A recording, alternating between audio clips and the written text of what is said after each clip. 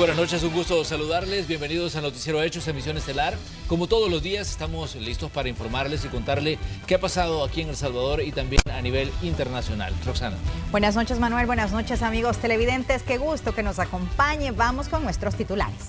A 3 años de cárcel que serán sustituidos por trabajo comunitario y pagar $95,000 fue condenada Regina Cañas, ex esposa del expresidente Mauricio Funes. Conozca más de la decisión judicial esta noche.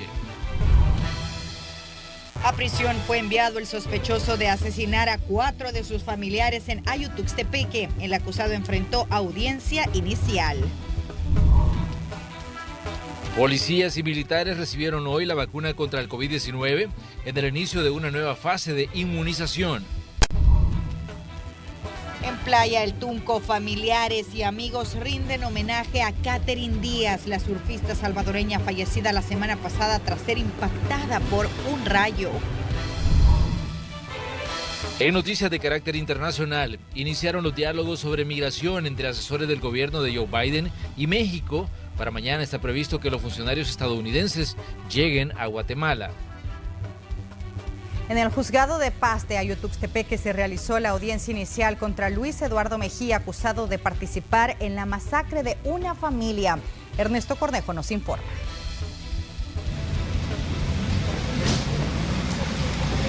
Es el presunto responsable de un cuádruple crimen en el que 3 de las víctimas eran miembros de su misma familia. El hecho ocurrió en la colonia Escandia, en Ayutuxtepeque. En la acusación fiscal es señalado de homicidio agravado. De momento, el acusado seguirá en prisión. Bueno, estos hechos ocurren en la madrugada de ese día 18 de marzo del presente año, en horas pues entre las 3 y 3:30 de la mañana, en momentos en que el imputado pues entra en lo que es la casa de habitación de las víctimas y los ataca con arma blanca. ¿Los móviles cuáles serían? Por el momento la representación fiscal pues quiere ser prudente en cuanto a establecer el móvil. La Fiscalía sostiene que ha recabado pruebas suficientes para sustentar los señalamientos en contra del implicado. Aunque las investigaciones continúan en este caso, buscarán esclarecer los motivos que lo llevaron a acabar con la vida de su propia familia. La representación fiscal, pues por el momento cuenta con elementos de prueba documental, pericial y testimonial, pues que nos van a servir para pasar a lo que es la siguiente fase, la fase de instrucción. A la audiencia se presentaron familiares de las víctimas y del supuesto victimario. Piden que caiga todo el peso de la ley sobre él. La policía ha mantenido poca información. Y sinceramente no he preferido saber todos los detalles por lo horroroso de la situación. De ser culpable estaría pagando penas entre 30 a 50 años de cárcel por cada una de las personas supuestamente asesinadas. Con imágenes de Roberto Martínez, este es un informe para Noticiero Hechos, de Ernesto Cornejo. Y también les contamos que los acusados de asesinar a una maestra y a sus padres en Acajutla, el departamento de Sonsonate, seguirán en prisión mientras la Fiscalía General de la República amplía las investigaciones en este caso.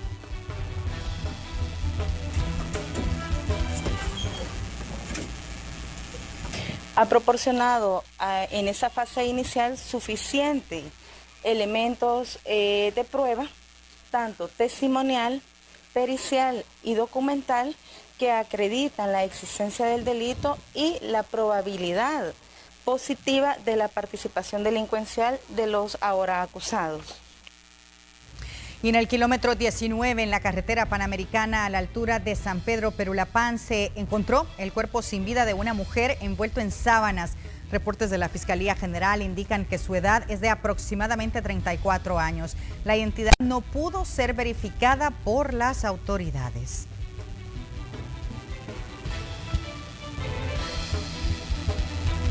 Y de acuerdo con estadísticas, 7 de cada 10 mujeres del área urbana han sufrido algún tipo de violencia, cifras que siguen siendo alarmantes. Representante de ONU Mujeres en El Salvador, Ana Badía, los feminicidios han disminuido en el país. Durante 2020 registraron 102 muertes violentas, de los cuales 58 fueron catalogadas como feminicidios, mientras que en las cifras de personas desaparecidas no descarta un incremento, así como lo ha establecido Fiscalía.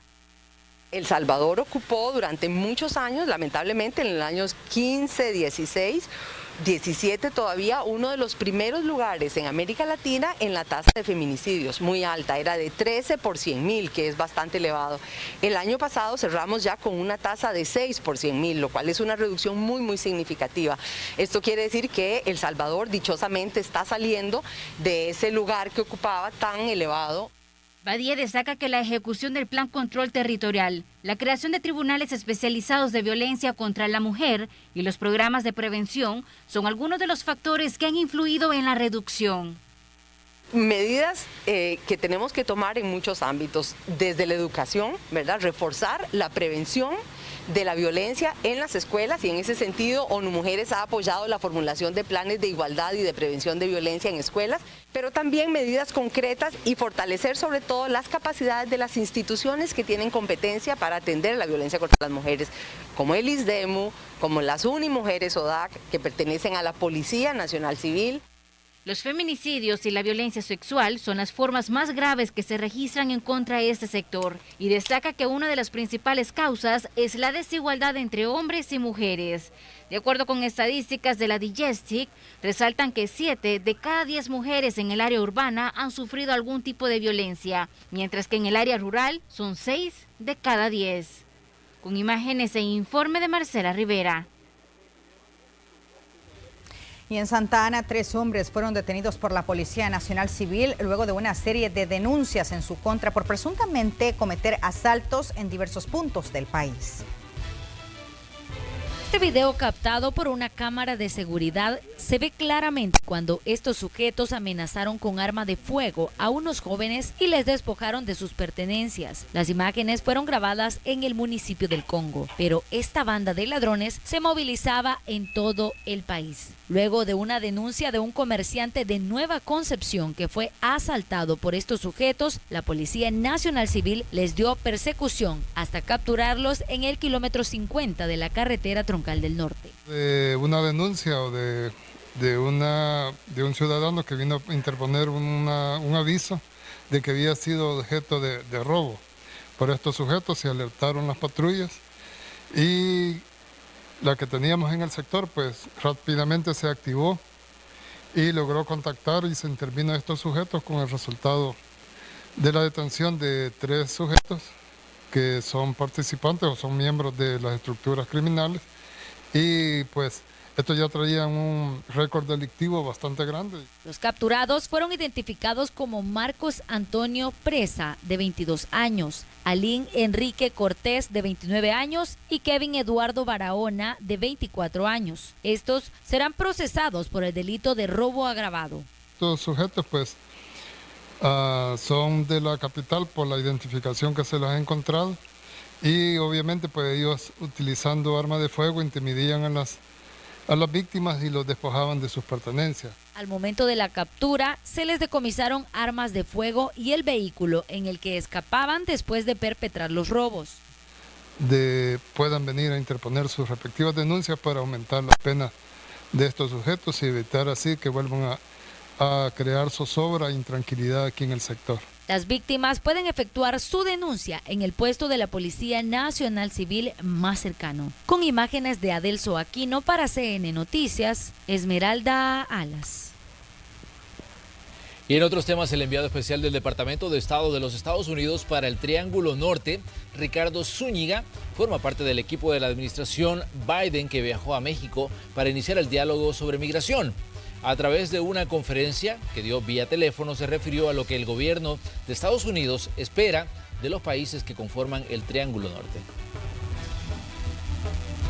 Que el combate a la corrupción sí será un eje central, el eje de la política del presidente de Centroamérica, porque como podemos ver, entre el crimen organizado y la corrupción pública, eso es un elemento fundamental en el deterioro de las condiciones en Centroamérica que hemos visto en los últimos años y en años anteriores.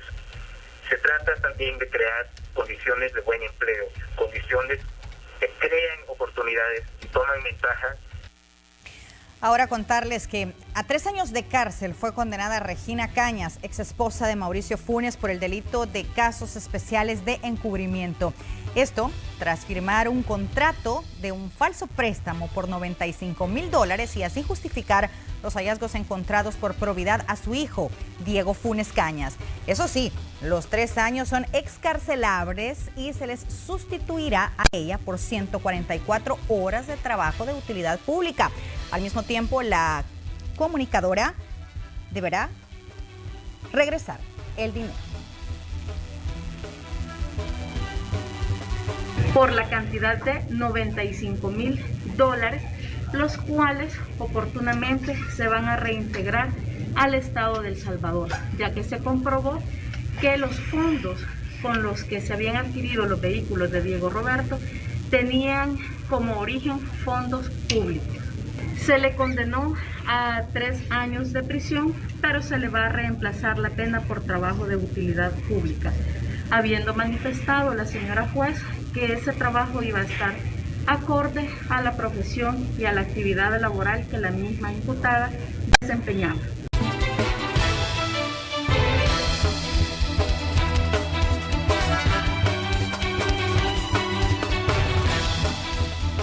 Le agradecemos a usted que se informe con Noticiero Hechos. Comandos de Salvamento anunció las acciones que van a ejecutar durante la Semana Santa, periodo en el que las emergencias tienden a incrementarse. Cada vez está más cerca la Semana Santa y socorristas de Comandos de Salvamento comienzan a prepararse para atender las emergencias que se registran durante ese periodo vacacional. Más de 2,000 elementos se desplegarán en diferentes puntos del país y serán 22 puestos terrestres en las principales carreteras que se instalarán. Vamos a tener 30 delegaciones activadas a nivel nacional para que los salvadoreños puedan disfrutar de unas vacaciones seguras. Son 45 ambulancias y 5 equipos de rescate que estarán distribuidos en las diferentes partes y en los principales puntos de donde se dan los diferentes accidentes. Vamos a tener también unidades médicas y unidades de rescates en las diferentes carreteras. En este caso, pues, vamos a contar la carretera Comalapa, carretera al Puerto de la Libertad, y en el nuevo bypass también del Puerto de la Libertad vamos a contar con unidad médica y unidad de equipo de rescate. También se tendrá la asignación de 74 guardavidas. Carlos Vázquez es uno que estará brindando su servicio en la Costa del Sol. En la institución ya lleva 19 años y 5 de formar parte del grupo USAR. Además de ser guardavidas, es especialista en rescate vertical y vehicular. Sus inicios en la institución han sido claves en su vida. Tenía alguien que era guardavidas y pues él fue que me llevaba a las excursiones y yo le decía a él que yo quería ser como él. Y pues él me decía, no hijo, tiene que ser mejor que mí, no igual que yo, me decía él. Pues eso es lo que me motivó a mí, ser socorrista pues de Comando de Salvamento.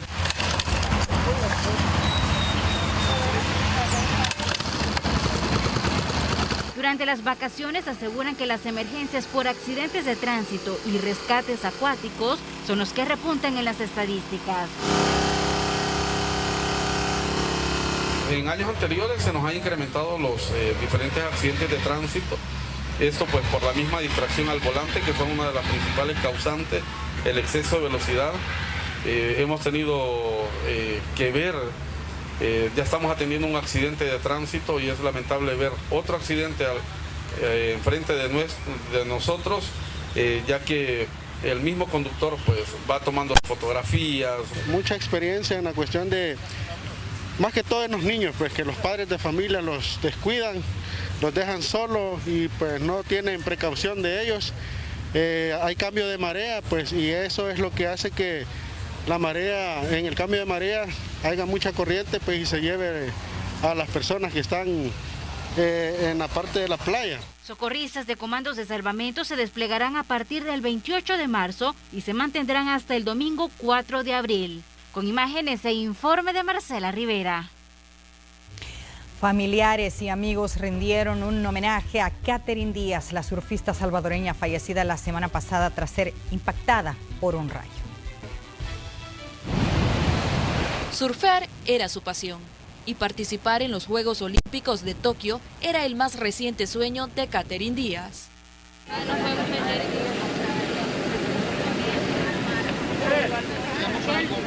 Ahora, Katiu, como era llamada por sus amigos y familiares, solo quedará en los recuerdos de cada uno de ellos, quienes la despidieron con flores, velas y un acto significativo en las olas que ella tanto disfrutaba.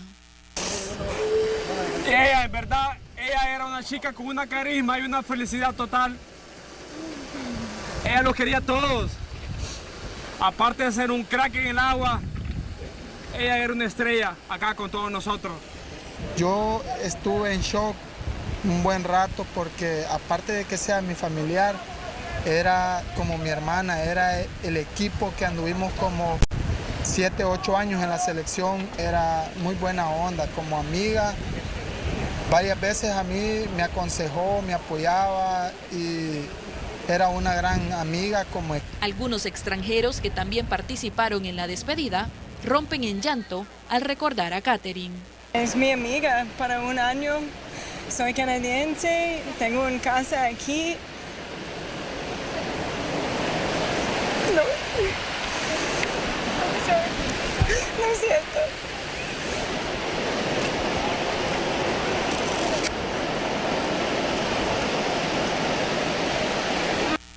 Alegre, fuerte, divertida y una mujer con carácter son algunos de los calificativos con los que será recordada esta joven de 22 años, quien desde muy pequeña convirtió la playa en su escenario, en el cual dio su mayor esfuerzo hasta convertirse en seleccionada nacional, ganar medallas nacionales y centroamericanas, y recientemente buscaba ser mundialista.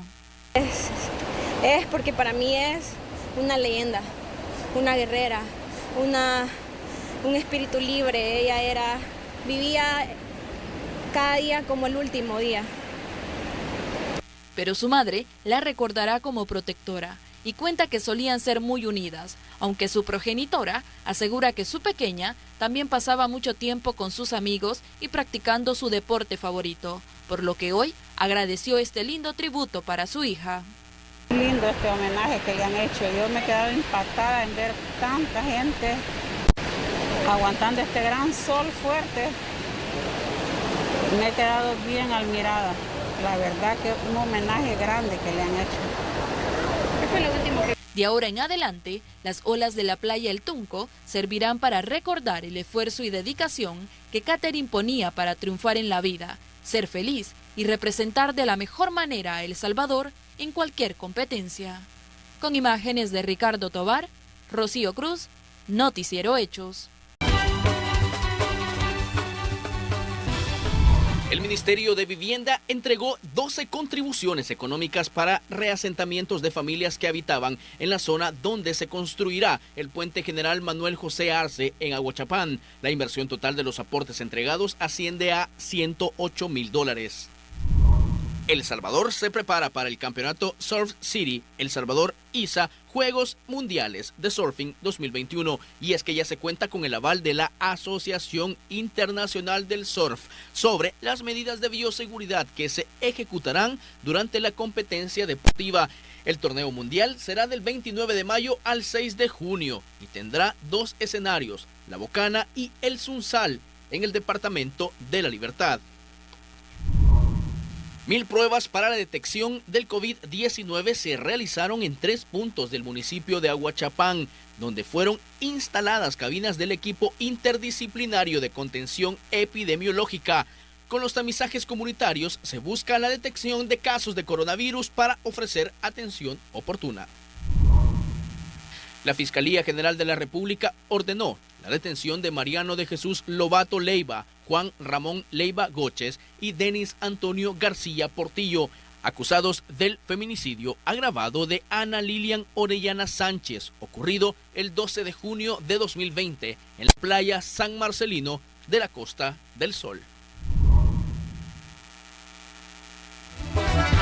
Es momento de que vayamos a una nueva pausa comercial, pero le queremos enviar un saludo a toda la gente que está conectada con nosotros en diferentes partes del mundo, en especial a toda la comunidad de salvadoreños en la zona de New Jersey, allá en los Estados Unidos. Un saludo para ustedes, que estén muy bien, las mejores vibras desde aquí, desde El Salvador, se las mandamos pues hasta allá a los Estados Unidos. Muchos saludos para ustedes y por supuesto para todos los salvadoreños que nos están sintonizando a través de Facebook, también en otros países. Abrazos, muchas bendiciones para ustedes. Nosotros vamos a una pausa, pero ya volvemos.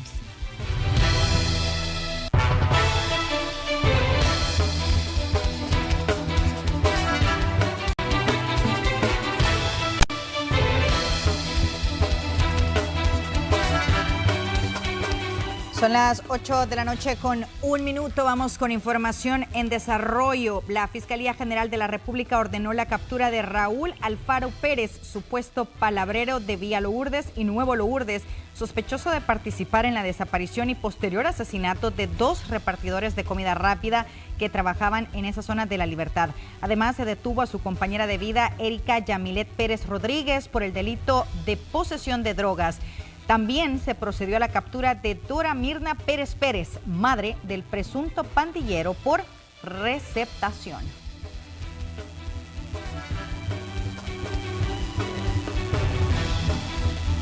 Nos ocupamos ahora del tema de la pandemia. El gobierno inició una nueva fase en el proceso de vacunación contra la COVID-19. Policías y militares recibieron la dosis de este fármaco justamente hoy.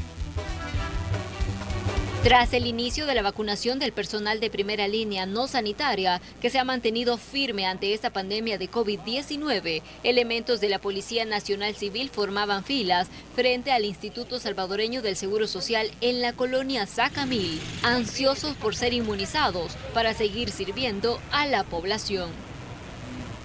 Sí, gracias a Dios pues nos hemos mantenido hasta este momento y siempre hemos brindado la seguridad al ciudadano y como le digo, gracias a Dios con esto quizás vamos a superar lo que es para la inmunidad y poder seguir brindando la seguridad así a la ciudadanía.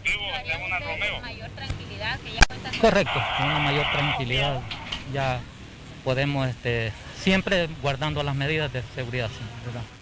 La Policía Nacional Civil está conformada por más de 29.000 elementos y algunos de los agentes dicen que el periodo donde los casos de COVID-19 se elevaron fue difícil enfrentar la emergencia sanitaria, pero nunca dieron un paso atrás.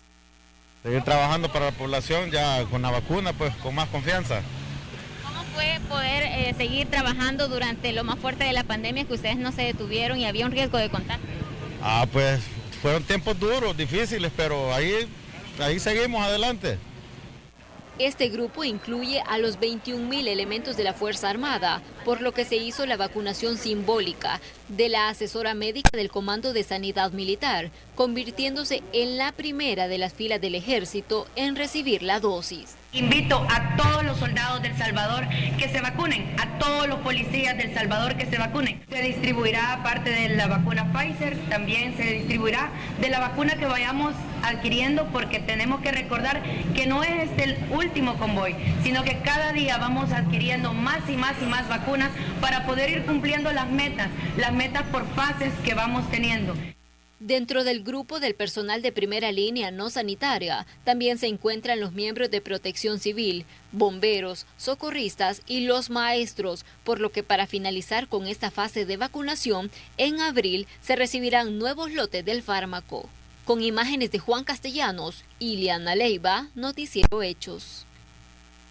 Y hasta la fecha, más de 49.000 dosis de vacunas han sido aplicadas en El Salvador. Autoridades de salud también se refirieron a la distribución de las dosis a nivel nacional.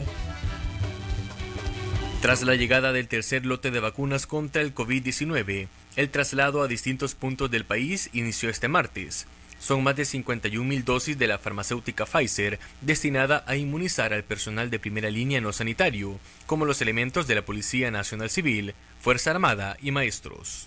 Estos frascos requieren un periodo de descongelación, lo cual está establecido en aproximadamente 2 horas. Luego de esto se inicia en su distribución y su aplicación, en los cuales se tienen 120 horas para poder completar esta aplicación. En ese sentido, al iniciar la distribución, llegan a los puntos asignados en los cuales van a la vacunación y el proceso se da de manera cumpliendo todas las recomendaciones que han sido establecidas por parte del fabricante y por parte, en este caso, de la farmacéutica de Pfizer. Alaví sostiene que con la adquisición del fármaco, el país demuestra la capacidad de manejar diferentes cadenas de frío y cumplir con los protocolos necesarios para su distribución y aplicación.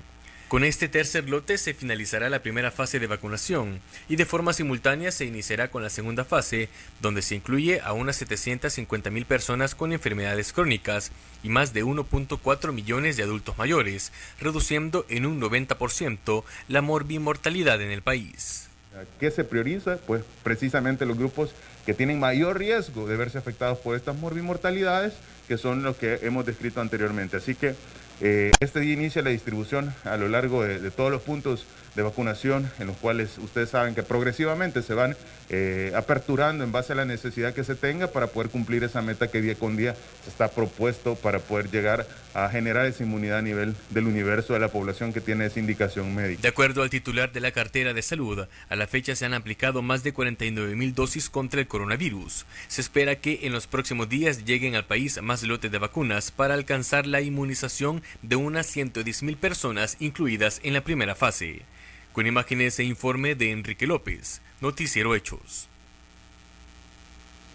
A propósito, el embajador de la Unión Europea en El Salvador, Andreu Bassols, habló con Noticiero Hechos sobre la actualidad de la pandemia de la COVID-19 y de la cooperación multilateral entre ese organismo con El Salvador. Escuchemos sus declaraciones a continuación. Los Estados miembros de la Unión Europea realizan una aportación de 2.200 millones de euros, es decir, unos 2.600 millones de dólares, para la ejecución del programa COVAX, para una distribución justa de las vacunas contra la COVID-19.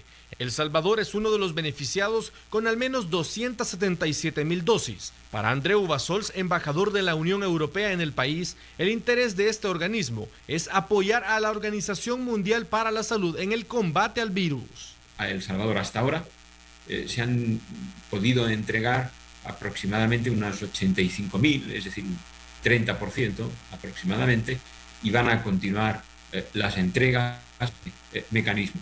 Ello no impide que El Salvador pueda concluir, y de hecho ya lo está haciendo, acuerdos bilaterales con otros mecanismos o con otras empresas de laboratorios farmacéuticos y tener más vacunas. A medida se pueda combatir al virus con estos procesos de vacunación, la Unión Europea también apostará a la recuperación económica, incluyendo a países como El Salvador. Es por ello que Bassols cree importante que parte de la cooperación que realiza este ente sea destinada para ese rubro. Tenemos un gran interés en ayudar a El Salvador, en intentar abordar las consecuencias económicas y sociales de la pandemia. Y hemos entablado a los largos meses conversaciones fructíferas para reorientar una parte de la cooperación de la Unión Europea precisamente a ese abordaje de la situación económica. Para continuar con la cooperación multilateral, la Unión Europea tiene condiciones. Entre ellas, exigirá transparencia con el uso de dichos fondos y así evitar actos de corrupción en el futuro. No estamos hablando de funcionamientos, pero sí de requisitos para toda cooperación decidida contra la corrupción y un compromiso decidido también por la transparencia. Actualmente este organismo trabaja en la planificación de las próximas cooperaciones con El Salvador, con una agenda interesada en las políticas sociales, en cómo disminuir los efectos del cambio climático y en la inclusión digital. Néstor Hernández, Noticiero Hechos. Pero revisemos cómo están las cifras de la COVID-19 en El Salvador. De acuerdo a los datos que maneja el Ministerio de Salud, son 63.344 contagiados, 60.681 de estas personas se han recuperado. El número de fallecidos sigue incrementando, estamos por llegar a los 2.000, ya está en 1.986 el número de personas que han muerto desde marzo de 2020 a marzo de 2021. 677 son los casos activos, esta cifra ha bajado considerablemente y esperemos que continúe así con esta tendencia a la baja y que cada vez continuemos acatando las recomendaciones de utilizar la mascarilla y de cuidarnos a la hora que desarrollamos nuestras actividades cotidianas. Casos sospechosos 3.515 a la fecha, y el último dato de personas fallecidas está en 3. Así es que ahí están los datos de la COVID-19 de acuerdo a esta información que se maneja en el dato oficial, el que maneja el Ministerio de Salud.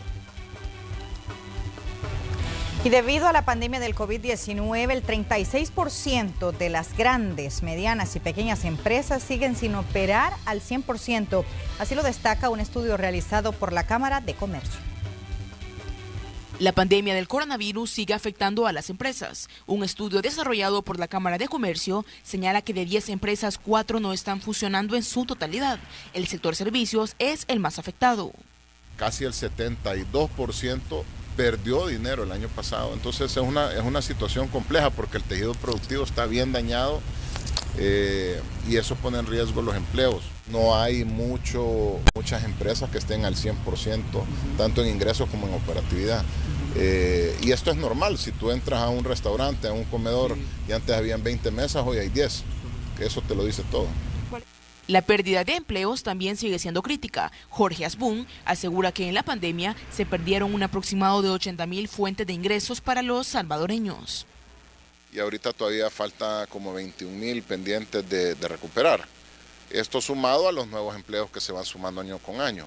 Por eso es bien importante no solo ver el tema de una medida transversal, sino que tenés que bajar a cada sector y subsector para entender qué le está pasando a cada uno y cómo poder sacarlo adelante.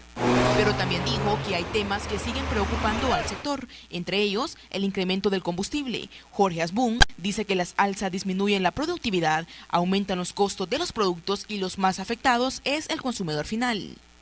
Eso afecta a todos, a los consumidores, a las empresas, y como le explicaba, es un tema de oferta y demanda. Cuando estuvo la pandemia muchas refinerías pararon y ahora que se ha recuperado la demanda global, todavía no está al 100% la oferta global. Entonces hay un desajuste de oferta y de demanda que esperamos que en un periodo de 3-4 meses se vaya nivelado.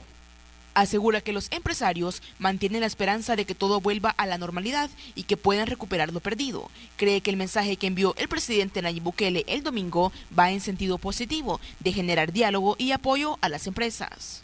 Nosotros vimos un buen discurso de apertura, de diálogo, y eso es lo que necesita el país, porque si no, no vamos a resolver los problemas del país.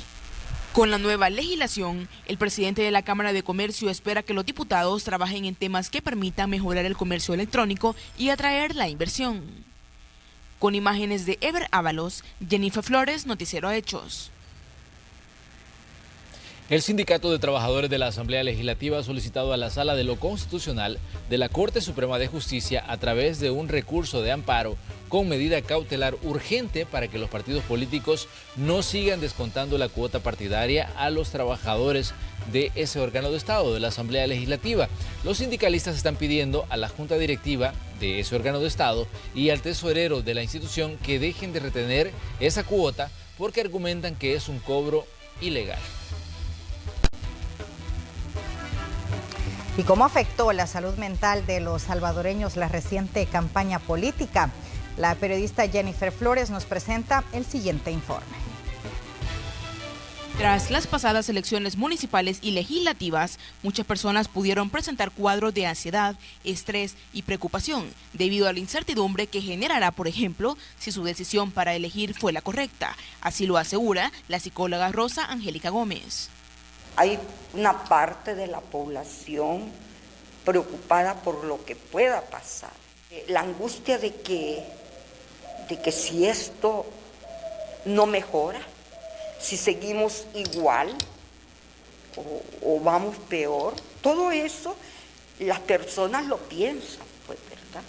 Todos le tenemos temor a lo desconocido, eso es normal, ¿verdad? Pero, ¿qué impactos genera en la salud mental la política ahora que ya estamos en un ambiente postelectoral? Afecta porque es una manera de preocuparse. Hay una preocupación en las personas.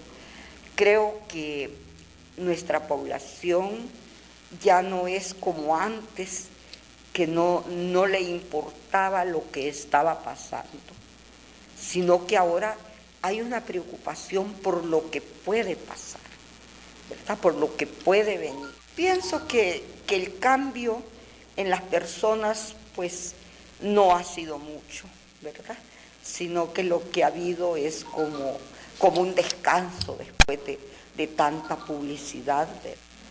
Según la profesional, desde que inició la campaña electoral, las atenciones psicológicas aumentaron y ahora que ya han pasado las elecciones, aún hay personas buscando ayuda, con temas directamente vinculados con la atención política. Que la consulta no ha disminuido, ¿verdad?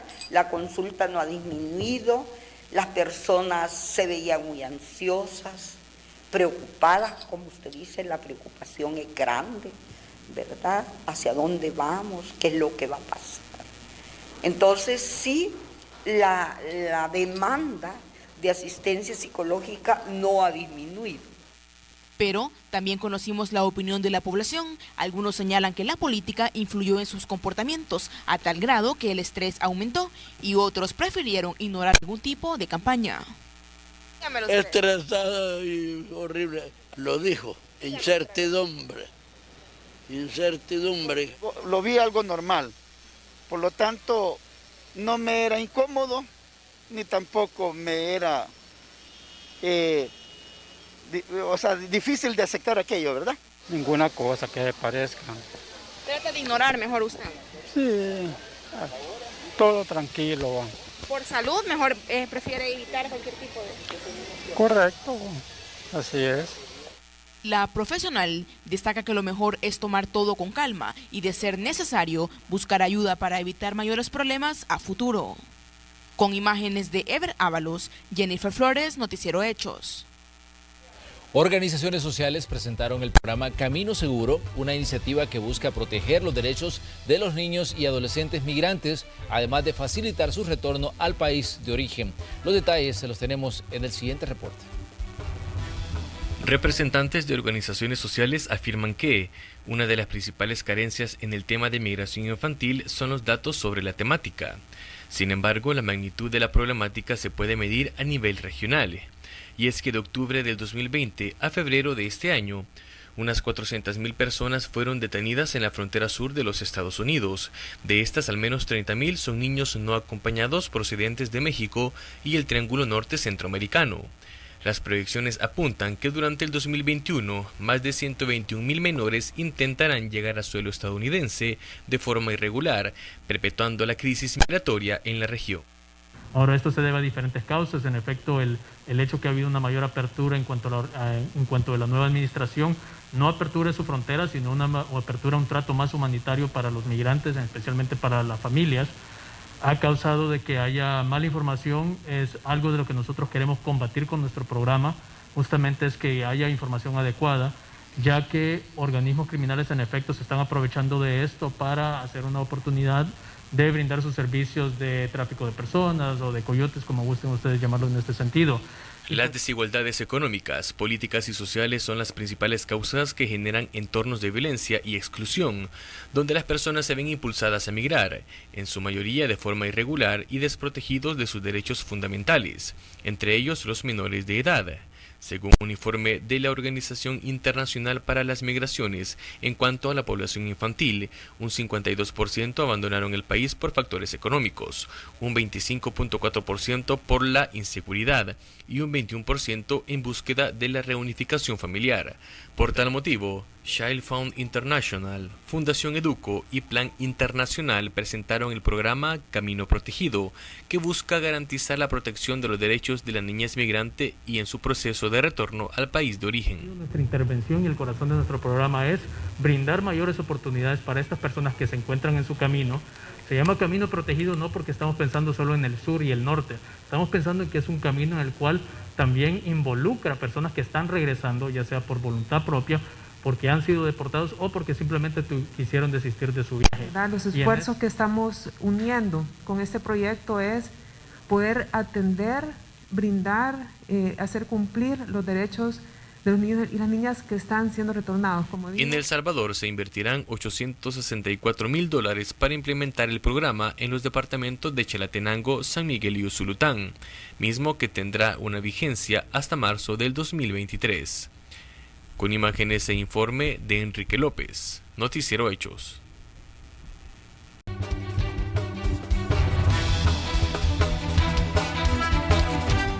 Revisemos algunos temas de carácter internacional. Funcionarios mexicanos y estadounidenses se reunieron este martes para discutir la migración y el desarrollo, mientras aumenta la cantidad de migrantes que llegan a la frontera sur de Estados Unidos. El presidente mexicano expresó desde muy temprano que el fenómeno se evalúa en el marco del respeto mutuo y que el respeto mutuo que prima en las relaciones bilaterales entre las dos naciones.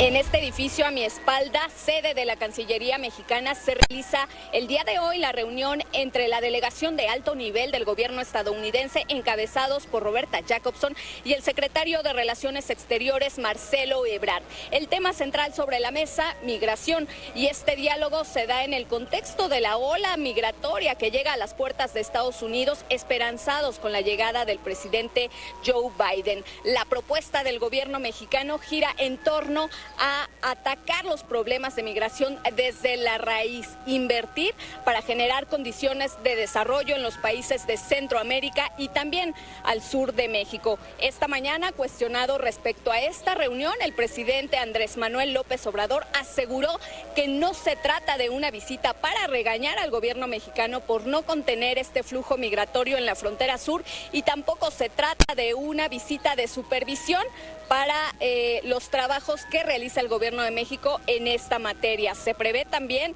que el gobierno mexicano deslice el tema de la distribución de las vacunas contra COVID. Sin duda, una reunión interesante que estará dando de qué hablar en las próximas horas. Es el reporte que les tengo desde la Ciudad de México.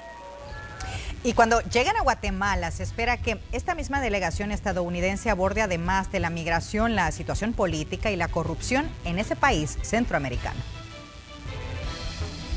La llegada de altos funcionarios del gobierno de Estados Unidos a Guatemala se centra no solo en el tema migratorio, así lo considera Úrsula Roldán, directora del Instituto de Investigación y Proyección sobre Dinámicas Globales y Territoriales de la Universidad Rafael Andívar. También por la situación política que está viviendo el país, que no se desliga de las condiciones que están generando la expulsión de migrantes. Después de visitar México, Juan González, director del Consejo de Seguridad Nacional para el Hemisferio Occidental, y el recién nombrado enviado especial del Triángulo Norte del Departamento de Estado, Ricardo Zúñiga, llegarán a Guatemala. Una visita sumamente importante, asegura la analista. Sí, es muy determinante, ¿verdad? En términos de que atiendan ese plan que ya se propusieron de manera concreta en estos territorios centroamericanos de atender esas causas raíz. Se espera que los temas prioritarios sean dirigidos a solicitar el compromiso del gobierno de Guatemala para la rendición de cuentas, para la transparencia en el uso de los fondos y para definir las prioridades sociales. De momento, autoridades del gobierno guatemalteco no se han pronunciado al respecto ni han compartido la agenda que se tiene contemplada con los funcionarios estadounidenses. Eugenia Sagastume, Voz de América, Guatemala. Un esfuerzo de rendición de cuentas hizo la patrulla fronteriza de Estados Unidos al revelar imágenes de menores bajo su custodia. Esto ocurre tras las duras críticas que ha recibido el gobierno del presidente Joe Biden por parte de legisladores y organizaciones que demandan transparencia. En medio de las críticas por falta de transparencia, la Oficina de Aduanas y Protección Fronteriza de Estados Unidos reveló imágenes tomadas el 17 de marzo que muestran las condiciones de un centro de procesamiento temporal de menores en Donna, Texas. El gobierno estadounidense tiene bajo su custodia a 15.000 menores de 18 años, de los cuales 4.500 están bajo el cuidado de la patrulla fronteriza, que según la ley solo pueden retener a los niños en sus instalaciones por 72 horas. Al publicar las imágenes, la agencia emitió este comunicado. CBP continúa transfiriendo a menores no acompañados al Departamento de Salud y Servicios Humanos de Estados Unidos de la manera más rápida y eficiente posible después de que son detenidos en la frontera suroeste, con el fin de proteger la salud y la seguridad de nuestra fuerza laboral y de aquellos bajo nuestro cuidado. Continuamos desalentando a los visitantes externos en nuestras instalaciones. Sin embargo, CBP está trabajando para equilibrar la necesidad de transparencia pública y rendición de cuentas. Los videos salen a la luz pública tras la publicación de imágenes de ese mismo centro por parte del representante demócrata Henry Cuellar, quien asegura que se experimenta una creciente crisis humanitaria en la frontera, a pesar de que la Casa Blanca no la califica de la misma manera. It's not a crisis. Solo en febrero, cerca de 9.500 menores no acompañados fueron encontrados por la patrulla fronteriza, lo que ha generado una sobrepoblación en los centros del Departamento de Salud, que se encarga del cuidado de los niños y adolescentes, mientras se adelantan sus casos de asilo y son puestos en manos de un representante legal en Estados Unidos. Según fuentes oficiales, el Departamento de Salud tiene bajo su tutela a 9.562 menores. La Casa Blanca se defendió nuevamente el lunes de las críticas y al mismo tiempo reafirmó su política que revirtió la decisión del expresidente Donald Trump, la cual ordenaba la expulsión de los menores. Nuestra alternativa es devolver a los niños a este peligroso viaje que, en nuestra opinión, no es la decisión correcta. Entonces, nuestro enfoque ahora está en implementar en soluciones y en implementar políticas, incluida la agilización del procesamiento en la frontera, la apertura de instalaciones adicionales. Entre las soluciones de la administración Biden está restaurar un programa de menores en Centroamérica que fue detenido por Trump en 2017 y que permitía que los niños pudieran solicitar protección desde sus países de origen. Miles de niños podrían ser elegibles para aplicar para eso sin hacer este viaje. Así que nuestro enfoque son soluciones y la implementación de estas tan pronto como sea posible. Jorge Agobián, Voz de América, Washington. Y fuertes críticas surgen en Estados Unidos tras la expulsión expedita de migrantes que han cruzado de manera ilegal la frontera sur. Son el rostro de la desesperación, de sueños frustrados al ver que su estancia en los Estados Unidos duró un suspiro. Manuel de Jesús Martínez, oriundo de Honduras, asegura que entró por el cruce fronterizo de Brownsville en el extremo sur de Texas y en solo horas fue expulsado por El Paso a 1.200 kilómetros de distancia. Lo subieron en un avión y pues el vuelo traía aproximadamente como 400 personas. Sin saberlo, dice, estaba siendo conducido a Ciudad Juárez, México, donde debió encontrar refugio para él y su pequeña hija. Atrás se quedó su deseo de solicitar asilo humanitario a las autoridades estadounidenses de inmigración. Miles de inmigrantes están siendo retornados a México a solo horas de haber cruzado la frontera, en virtud del título 42 invocado por el gobierno Trump, que autoriza las expulsiones express de inmigrantes para frenar la propagación del coronavirus. Es, de alguna forma, políticas muy similares, pero con guantes de seda. No hay ese discurso y esa narrativa que demoniza al inmigrante, pero el resultado práctico sigue siendo el mismo. Condena que algunos inmigrantes sean expulsados por cruces fronterizos a kilómetros de distancia de donde entraron. Advierte que los exponen a mayores peligros. Entonces, si simplemente van a ser rechazadas, creo que es una exigencia humanitaria mínima que sean rechazadas por el mismo punto por el que ingresaron. En su momento, la Corte Suprema de Estados Unidos dictaminó que los solicitantes de asilo rechazados en procedimientos expeditos no tienen derecho a impugnar su expulsión en un tribunal federal. Organizaciones pro derechos humanos temen que aumente la migración de nicaragüenses durante el 2021, esto como resultado de la violencia política que podría intensificarse en ese país previo a las elecciones de noviembre próximo. Desde hace 3 años que estalló el conflicto sociopolítico en Nicaragua, más de 100.000 ciudadanos han salido del país, según la Agencia de las Naciones Unidas para los Refugiados. Para la investigadora Elvira Cuadra, la cifra podría aumentar por la violencia política que se estima habrá previo a las elecciones de noviembre próximo.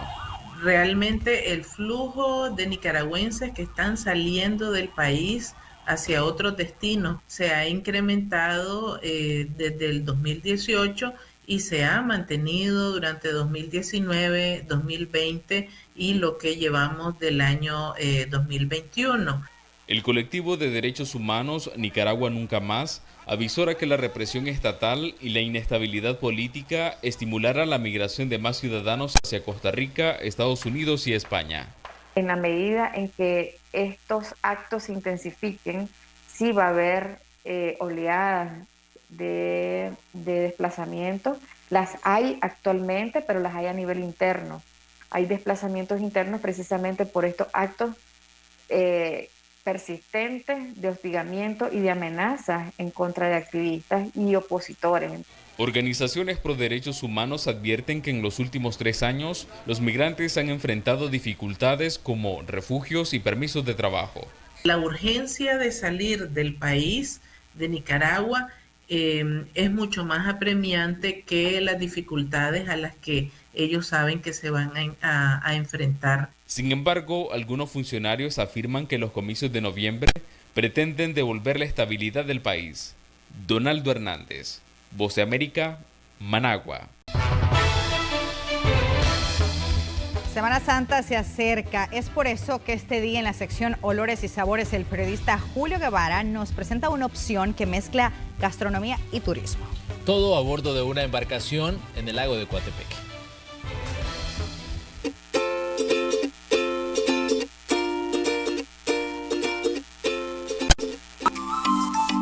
Es una maravilla natural. Estamos en el lago de Coatepeque, ubicado en el Congo Santa Ana, exactamente a 63 kilómetros de la capital. Lugar famoso por el turismo.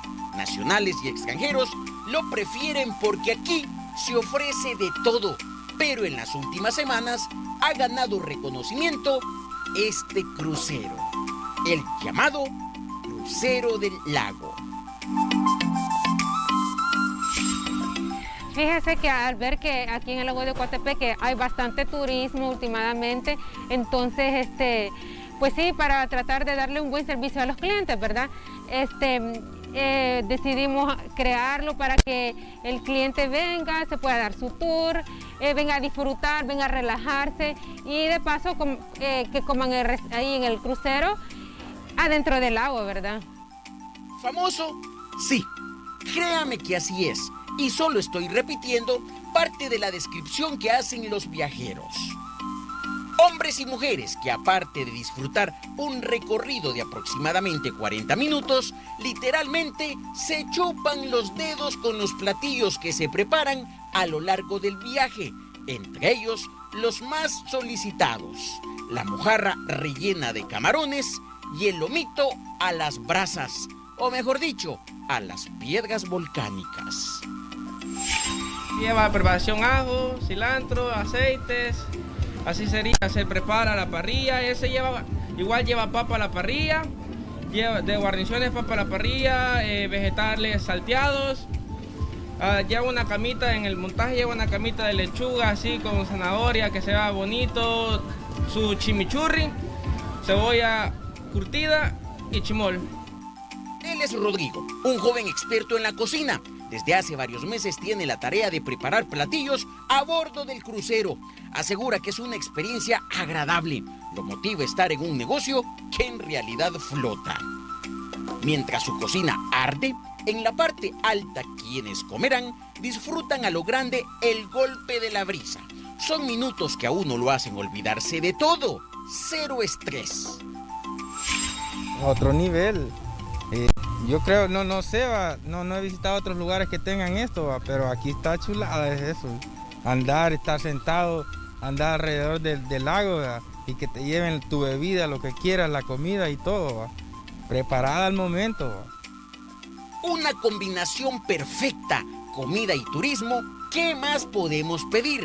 Si vemos que el trabajo del chef es genial, aún con el movimiento y la lucha que hace con el viento.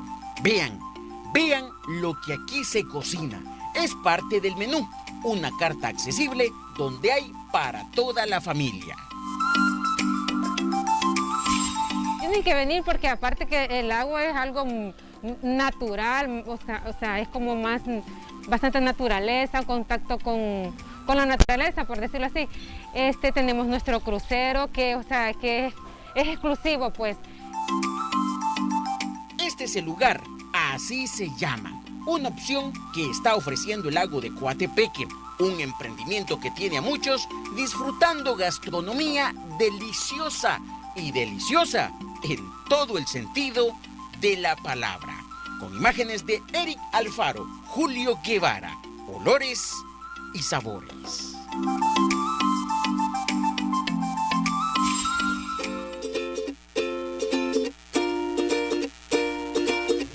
Esperemos que Julio Guevara haya disfrutado de ese viaje y haya disfrutado de todo lo que le prepararon para que lo degustaran.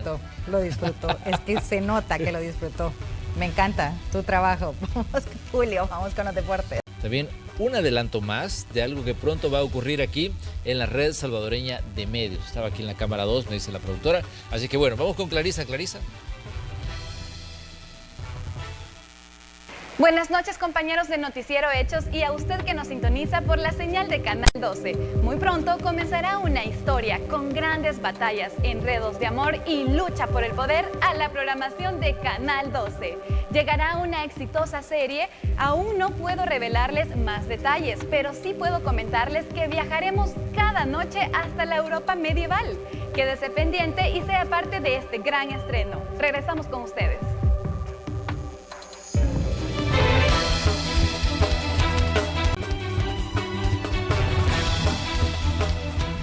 Al tiempo que los fabricantes de la vacuna AstraZeneca dan a conocer un 79% de efectividad en su fórmula, el Instituto Nacional de Alergias y Enfermedades Infecciosas de Estados Unidos cuestiona los datos que ha proporcionado sobre esos resultados. La vía hacia la aprobación del uso de la vacuna de AstraZeneca en Estados Unidos vuelve a dar un traspié. El Instituto Nacional de Alergias y Enfermedades Infecciosas cuestionó a través de un comunicado los datos proporcionados por los fabricantes sobre el nivel de 79% de eficacia anunciado. Este organismo calificó con preocupación la información como desactualizada. Esta disparidad de criterios se registra al mismo tiempo en que el equipo especial de respuesta contra COVID-19 de la Casa Blanca reitera la línea de la administración hacia la vacunación masiva.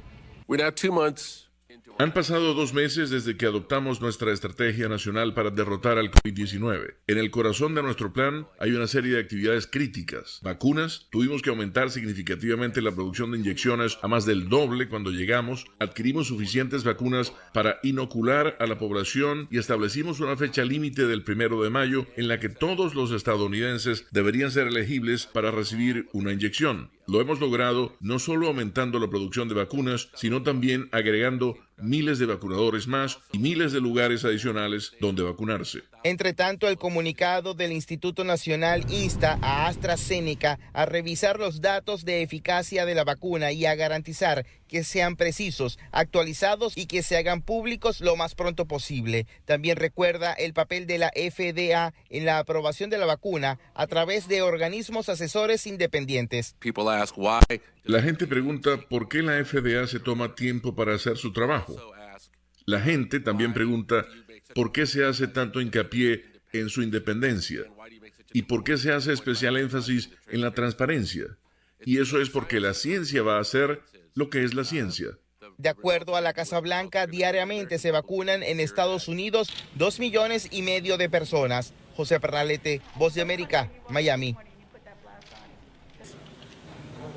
Continúa la campaña electoral y continúa en esos días porque para el presidente se va a elegir el presidente el 11 de abril. Los candidatos siguen con sus actividades pese a medidas sanitarias por la pandemia. El reporte lo tiene Juan Carlos Gambini desde Perú. Muchas gracias, estudios. Tenemos encuestas. Ha salido la última de la empresa Datum, una de las más reconocidas aquí en el Perú, y se sigue poniendo a Johnny Lescano en el primer lugar de preferencias con un 14%. Y luego ocurre algo curioso. Hay todo un batallón que están prácticamente en un empate técnico por el segundo lugar, peleando por despuntarse de ese segundo lugar y lograr el acceso a la segunda vuelta, que todos los analistas coinciden sería con Johnny Lescano, que es un fijo. Él es de Acción Popular, un partido de centro que tiene varias vertientes, algunas más pegadas a la derecha y otras, como la de Johnny Lescano, más pegadas hacia la izquierda. Y justamente esa posición le ha valido ganar votos en zonas como el sur del país, que tradicionalmente son de preferencia izquierdista.